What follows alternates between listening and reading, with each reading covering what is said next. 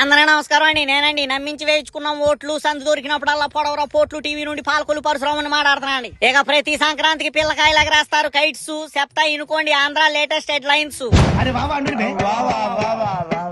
ఇక కూటమి ప్రభుత్వం ఇస్తా అన్న 10,000 వేతనంకై ఎదురు చూపులు. మరి సించినాడు పూతరేకులు డబ్బాలు అట్టుకుని రెడీగా ఉన్న 2.5 లక్షల వాలంటరీ సోదరులు. ఇక కష్టాలతో కన్నీళ్లతో కాలం గడుపుతున్న రైతులో పక్క, మరి వాళ్ళ కష్టాలపై చర్చించాల్సిన అసెంబ్లీ సెషన్లు పక్కకెట్టి ఆటల పోటీల్లో పాల్గొంటున్న మంత్రులు మరో పక్క. ఇక గతంలో బెట్టింగ్ యాప్లని నియంత్రించాలంటూ కేంద్రంపై ఒత్తిడి పెంచిన నాయకుడు పక్క, మరి అదే బెట్టింగ్ యాప్లతో సంపద సృష్టిస్తా అంటూ సంకలు గుద్దుకుంటున్న నయవంచకుడు మరో పక్క. ఇక తక్కువ ధరకే అందిస్తామంటారు మద్యం, ఆ వచ్చిన ఆదాయాన్ని మళ్ళీ డిఅడిక్షన్ సెంటర్స్ నిర్మాణంకై వాడతామంటారు. ఇది ఎక్కడ చోద్యం. ఇక డిక్షనరీలో పదాలకున్న అర్థాలపై మూకుముల్లగా వేస్తున్నారు కౌంటర్లు. మరి ఇస్లాములు క్రిస్టియన్లు గాడ్ అంటారని, అదే హిందువుల భాషలో అయితే భగవాన్ అంటారనే చిన్న విషయం కూడా తెలియని విద్యాశాఖ మంత్రి వర్యులు.